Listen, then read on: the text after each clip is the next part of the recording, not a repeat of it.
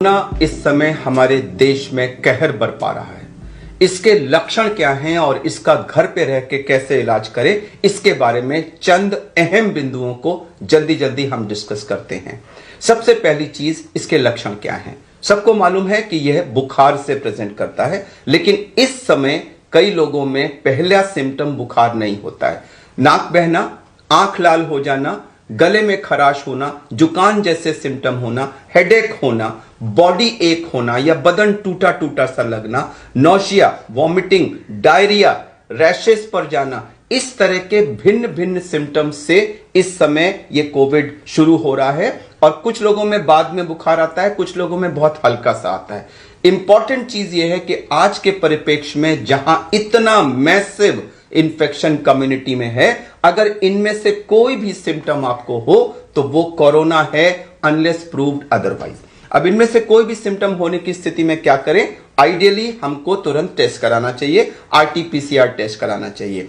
Problem यह है कि इस समय कई जगह आरटी-पीसीआर टेस्ट अवेलेबल नहीं है या उसके लिए वेटिंग लिस्ट है, और आप करा भी लें तो कई जगह 3-3, 4-4 दिन में रिपोर्ट आ रही है। तो जब तक आप रिपोर्ट नहीं आती तब तक क्या करें? सबसे अहम बिंदु इस समय यह है कि कोई भी सजेस्टिव सिम्टम अगर है जो मैंने एन्यूमरेट किए इनमें से, तो आप रिपोर्ट का वेट न करें, तुरंत उसको कोरोना मान के अपने को क्वारंटाइन करें।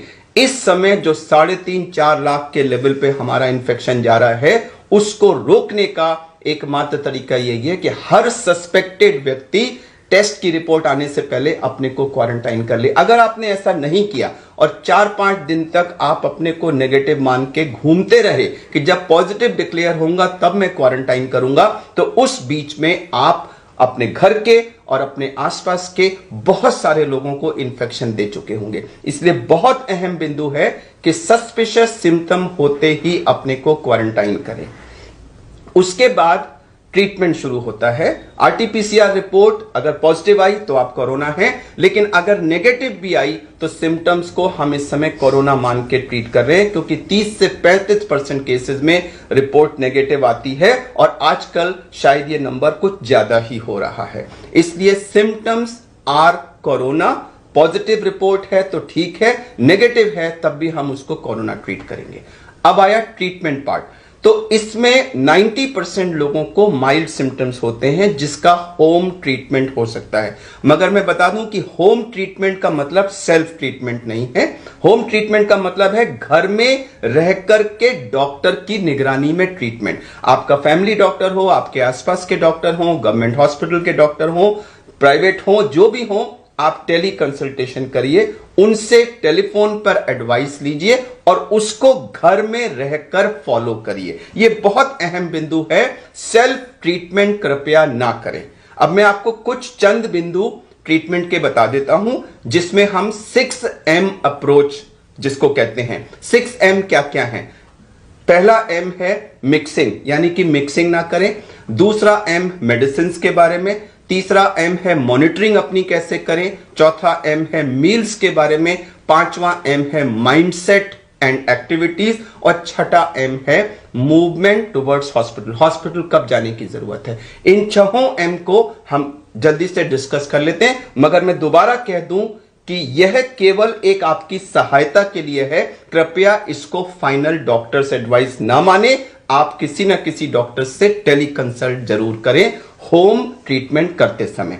पहला मिक्सिंग, जैसा कि मैंने कहा, सस्पिशियस सिम्टम आते ही अपने को घर वालों से अलग करें, उनके साथ मिक्स ना करें, नहीं तो आप उनको भी इन्फेक्ट करेंगे। अगर आपके घर में कई कमरे हैं तो एक कमरा जिसमें अटैच्ड बाथरूम है वो आप चुनिए, उसके अंदर अपने को बंद कर लीजिए। जो दरवाजा बाकी घर की तरफ खुलता है उसको बंद कर दीजिए। अगर उस कमरे में बाहर में खुलने वाली खिड़कियां हैं तो उनको खोल दीजिए। बाथरूम का एग्जॉस्ट ऑन कर दीजिए। इससे आपके सांस से निकलने वाली जितनी भी हवा है, जो एरोसॉल है, वो घर की तरफ जाने की जगह वो बाहर चला जाएगा और घर वालों को संक्रमण का चांस कम हो जाएगा।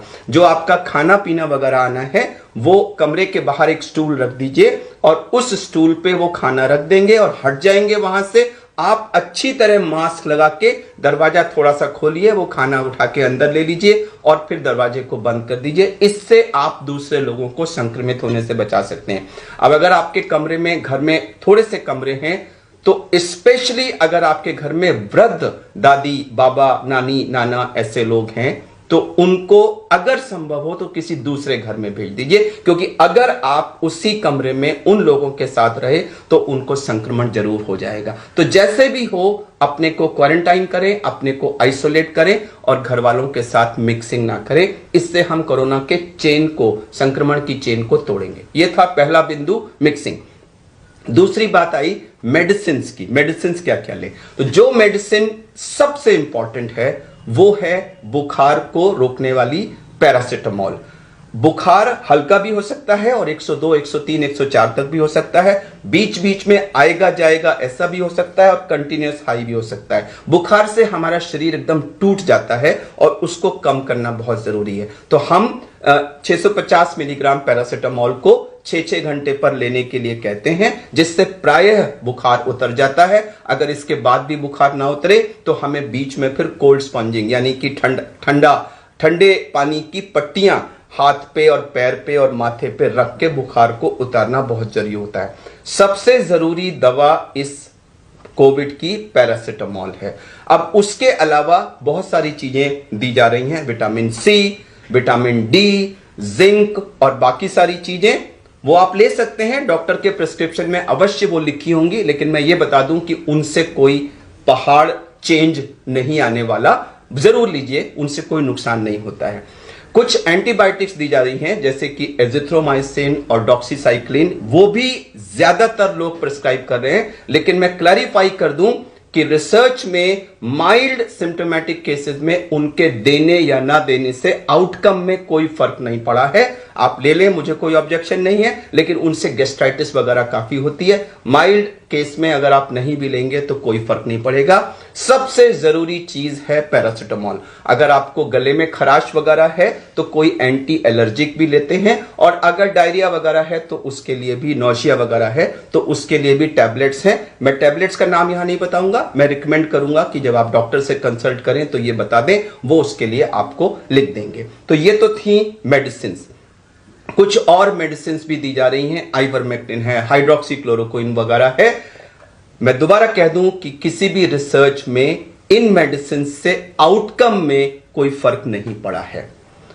तीसरा अहम बिंदु है मॉनिटरिंग। मॉनिटरिंग कई चीजों की करनी है। एक, हमने अपना टेम्परेचर 4-4 घंटे पे मॉनिटर करना है। बेटर होगा कि अगर आप उसका चार्ट बना लें। सबसे ज्यादा इंपॉर्टेंट मॉनिटरिंग है हमारी ऑक्सीजन की, जिसमें कि एक पल्स ऑक्सीमीटर आता है, जिसमें अंदर आप देखेंगे ऑन करके तो एक तरफ रेड लाइट आती है।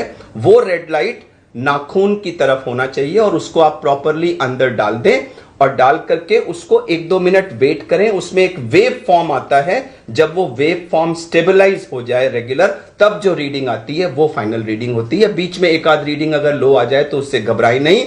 और ऑक्सीजन और हार्ट रेट, दो चीज वो दिखाता है।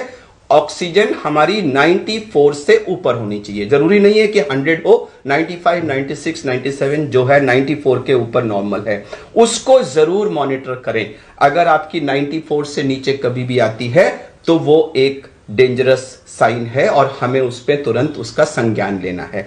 तो एक टेम्परेचर मॉनिटरिंग करेंगे, आप ऑक्सीजन की मॉनिटरिंग करेंगे, और अगर आपको डायरिया बहुत ज्यादा हो रहा है तो यह भी मॉनिटरिंग करेंगे कि कितना आपका फ्लूइड लॉस हो रहा है, क्योंकि उससे आपको डिहाइड्रेशन की पॉसिबिलिटी होती है। और आप ये भी देखेंगे, रिलेटिव्स को देखना चाहिए कि पेशेंट की कॉन्शियसनेस लेवल में तो कोई फर्क नहीं पड़ रहा है और उनको कहीं बहुत सीवियर फीवर वगैरह की वजह से एग्जॉशन तो नहीं हो रहा है और एक्सेसिव कॉफ वगैरह तो नहीं है। तो इन सब चीजों की हम मॉनिटरिंग करेंगे। पेशेंट को रेस्ट करना चाहिए, लेकिन रेस्ट का मतलब बिल्कुल ये नहीं कि आप टट्टी पेशाब भी बिस्तर पे करेंगे। आप रेस्ट करिए, लेकिन बीच बीच में उठिए, थोड़ा बहुत एक्सरसाइज करिए, हाथ को ऐसे ऊपर किया, नीचे किया, शोल्डर को थोड़ा सा मूव किया, चेस्ट को थोड़ा सा मूव किया, थोड़ा सा बिस्तर के आसपास चल लिए, टॉयलेट तक गए, तो थोड़ा बहुत मूवमेंट आपका जरूर होना चाहिए। बहुत अहम बिंदु है मील्स का। लोग बुखार होते ही खाना पीना बंद कर देते हैं या तरह तरह की जंक चीजें खाने लग जाते हैं। सबसे अहम चीज है आपको हाई प्रोटीन डाइट लेनी है, लो कार्बोहाइड्रेट और लो फैट। फैट यानी कि जितनी भी चिकनाई वाली चीजें हैं और खासकर से जो बाजार से आने वाले जंक फूड्स हैं, कृपया उनको पूर्णतः अवॉइड करें। कार्बोहाइड्रेट यानी कि पेस्ट्री और इस तरह की जो मीठी चीजें हैं वो भी जहां तक संभव हो कम से कम मात्रा में लें। आपको प्रोटीन चाहिए। प्रोटीन किस में मिलेगा? नॉन वेज फूड में प्रोटीन होता है, लेकिन उसको कम से कम घी में बनाएं। एग्स में प्रोटीन होता है, वेजिटेरियंस के लिए पनीर में प्रोटीन होता है, सोयाबीन में 40% प्रोटीन होता है, तो सोयाबीन का आटा का रोटी बना लें, सोयाबीन की किसी भी तरह की प्रिपरेशन ले लें, इन सब में प्रोटीन होता है। फ्रूट्स को, फ्रेश फ्रूट्स को ज्यादा से ज्यादा मात्रा में लें। फ्रेश फ्रूट जूस भी ले सकते हैं। जो कैंड जूसेस वगैरह बाजार से आते हैं उनको जहां तक संभव हो अवॉइड करें। बहुत इंपॉर्टेंट है कि आप हर थोड़ी थोड़ी देर में, आधे आधे घंटे में कुछ ना कुछ खाते रहें ताकि पेट में कुछ ना कुछ खाना पहुंचता रहे, जिससे गैस्ट्राइटिस कम होती है। पानी की मात्रा यानी पीने वाली यानी लिक्विड्स की मात्रा 24 घंटे में 2.5 लीटर से ऊपर होना चाहिए, अनलेस कि आपको किडनी की या हार्ट की कोई प्रॉब्लम है और फ्लूइड रिस्ट्रिक्शन पे है तो अलग बात है। अगर आप नॉर्मल पर्सन हैं तो आपको 2.5-3 लीटर फ्लूइड जरूर लेना है, जिससे बॉडी में डिहाइड्रेशन ना हो। तो ये हुई हमारी मील्स की बात। बहुत अहम बिंदु है हमारा माइंडसेट और हम कैसा सोच रहे हैं। इस समय पूरा देश एक पैनिक की स्थिति में है, हर घर इसकी वजह से टेंस है। मैं आपको बता दूं कि जब हम पैनिक्ड होते हैं, टेंस होते हैं, परेशान होते हैं, तो उस समय हमारे शरीर में बहुत सारे स्ट्रेस हार्मोन्स रिलीज होते हैं, एड्रेनलिन उनमें से एक है। उस समय हमारे शरीर की स्थिति ऐसे ही होती है जैसे कि गाड़ी को आप फर्स्ट गियर में जब स्टार्ट करें। आप इमेजिन करिए अगर आप किसी गाड़ी को फर्स्ट गियर में स्टार्ट करके 100 किलोमीटर ले जाएं तो इंजन का क्या हाल होगा। तो उसी तरह से अगर आप अपने को टेंस रख के कई दिन तक रखेंगे तो सोचिए शरीर पे कितना बुरा असर पड़ेगा। हमारा इम्यून सिस्टम कम हो जाएगा, हमारे बॉडी की इन्फेक्शन को लड़ने की कैपेसिटी कम हो जाएगी। तो कृपया अपने को रिलैक्स करिए, कुछ रिलैक्सेशन एक्सरसाइज करिए, योगा वगैरह करना चाहें तो वो करिए और माइंड सेट पॉजिटिव करिए कि this shall also get over. यह समय भी निकल जाएगा, यह समय भी निकल जाएगा। जिस भी भगवान या जिस भी गॉड को आप मानते हैं उसकी प्रार्थना करिए, थोड़ा सा पूजा पाठ करिए, रिलेटिव से बातें करिए, कुछ न्यूज़पेपर पढ़िए, जो म्यूजिक आपको पसंद है वो सुनिए, लेकिन ध्यान को डाइवर्ट करके अपने को पैनिक नहीं रखना है। अगर आप पॉजिटिव माइंडसेट में रहेंगे तो मैं आपको विश्वास दिलाता हूं कि आपकी रिकवरी फास्टर होगी, और अगर आप बिल्कुल पैनिक और टेंस मोड में रहेंगे तो आप अपने को मॉडरेट या सीवियर डिजीज की तरफ पुश कर रहे हैं। अब आखिरी बिंदु आया कि रेड फ्लैग यानी डेंजर साइंस क्या क्या हैं और किस स्थिति में हमें होम केयर को अबैंडन करके अस्पताल भागने की जरूरत है। कभी भी अगर आपका ऑक्सीजन 94 से कम आ रहा है तो आपको तुरंत हॉस्पिटल को संपर्क करना चाहिए। इसका मतलब ये नहीं कि आप 93 आया तो पैनिक करके भागें। अगर 94 से कम हो रहा है तो अस्पताल में बेड अरेंज कराने की प्रक्रिया शुरू करा दें। अगर कम होता है तो उस समय सेल्फ प्रोनिंग हम तुरंत कर सकते हैं, जिससे हमारा ऑक्सीजन लेवल बढ़ जाता है, जिसके बारे में हमने एक अलग वीडियो बनाया हुआ है और उसका लिंक हम इसके वीडियो के अंत में डाल देंगे कि सेल्फ प्रोनिंग कैसे करते हैं। तो आप सबसे पहले ऑक्सीजन कम होने की स्थिति में सेल्फ प्रोनिंग करिए और उसके बाद ऑक्सीजन अगर घर में हो सकती है तो उसका इंतजाम करिए और इन द मीन टाइम आप अस्पताल जाने की प्रक्रिया शुरू करिए। ऑक्सीजन कम होना, continuous fever, excessive coughing, exhaustion, severe diarrhoea और ऑल्टरेशन इन सेंसोरियम, तो ये 6 रेड फ्लैग साइंस यानी खतरे के लक्षण हैं। इनमें से कोई भी अगर दिखता है तो आप होम आइसोलेशन को अबैंडन करके आपको तुरंत अस्पताल जाने की जरूरत है। तो ये हमने कुछ चंद उपाय बताए हैं, लेकिन अंत में मैं दोबारा ये कहना चाहूंगा कि ये वीडियो डॉक्टर की एडवाइस या रिप्लेसमेंट नहीं है, ये केवल आपकी मदद के लिए है। होम आइसोलेशन का मतलब सेल्फ ट्रीटमेंट नहीं है। होम आइसोलेशन का मतलब है किसी डॉक्टर की टेली कंसल्टेशन के अंडर में घर में स्वयं ट्रीटमेंट। इसमें बताई गई बातें आपको होम ट्रीटमेंट में थोड़ा सा मदद करेंगी। सुनने के लिए धन्यवाद। आपकी जल्दी रिकवरी की कामना करते हुए आपको नमस्कार।